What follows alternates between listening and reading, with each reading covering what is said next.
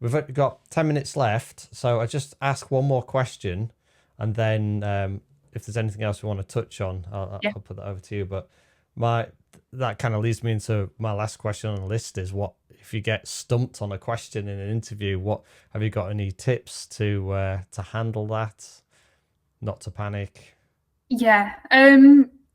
If you get asked a question and you're not entirely sure what it is they're asking, what it is they want to know from Hmm. that question, then always just ask them if they can rephrase or just say, ask for clarification. What are you hoping to get? Like, what's the objective of this question? Um, so yeah, I'd always do that. If you get a question and you know the question but you just don't know how to answer it, then I would just be transparent and be like, I'm just going to think about this for a second, and then really think about it. Because generally, like the times when I see this happen is when I give the question of like, give me an example of a time when, and then I see a lot of people go blank with that because they're like, oh, how do I get the best answer? Hmm. Um, so I'd say just ask for a little bit of time.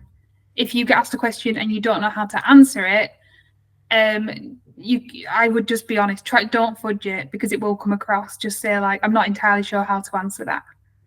Okay. Uh, So yeah.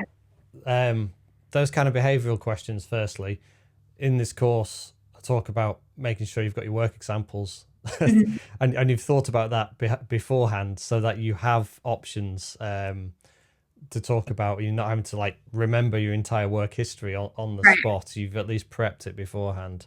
Yeah. Interesting about the clarification on the question. So in another interview I've done with somebody that is an entrepreneur and in Mhm. the tech industry, Yeah. he would ask difficult questions, curveball questions, to see how they respond and to see Mhm. how they manage with information processing, I suppose. So he would ask a question: Why are manholes round?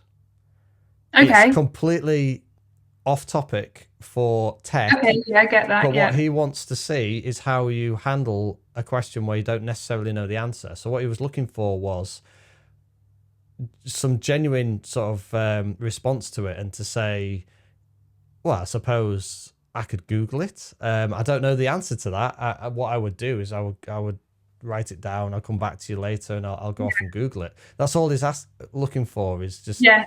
But Fair. if you were to say, I'd I'd like to know what your intention is behind that question, it kind of gives the game away. So Yeah, I think in that situation, you know that the person's like playing like devil's advocate a little bit with you. mm, So again, I would just say if you get asked something like that, that's brilliant. Actually, I really like that. If you do get asked something like that, I'd just like approach with confidence because they're kind of like teasing you a little bit. They're mm, kind of changing the dynamic a little bit in that question. So if you did get asked like a real curveball, I'd play back. I'd be like, well, yeah, that's a really good question, actually. Well, if you think about when manholes were made and why were do you know what I mean? I'd just like try and like play back a little bit and be yes, like, do you know what? I'm going to Google it, like that sort of thing, because I then th- it's your personality, is what you're saying, isn't it? Like, how yeah, did they? Yeah. and I suppose it's maintaining the composure and the confidence, Mm. which is more key in that kind of thing. I personally think when it comes to interviews, you can get into a flow, Yeah. and Agreed. all of a sudden you get that question that knocks you off and kills your flow, and then you start panicking. And I've seen with interviewing people that they don't recover back from when they've had a bad question and the confidence has gone. So a tip from me would be to ask, you know what, that's a tricky question. I know I've got an answer for that. I'm just having a bit of a mental blank at the Exactly. Yeah. moment. Can I come back to that question? Can we move on to the next one? The Mm. next one might be a question you can answer quite easily. Then you get back into your flow. As you talk through those other questions, your confidence might come back, and then all of a sudden your mind plays tricks on you, doesn't it? But then it'll open up and it'll go, that's an answer to that question. Then you can come back and answer it.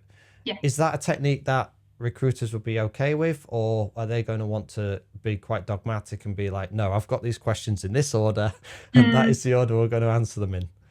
Yeah, do you know, there's probably some recruiters that would be like that. But if I, like, again, personally, if I'm interviewing somebody, I'm recognizing that they're a person in a high pressure situation, you know, and we've all been in that situation. Like you say, Yeah. we've all been in that situation where you're like, oh gosh, like, I don't know if I've got no, I know that I know, but I've got no idea.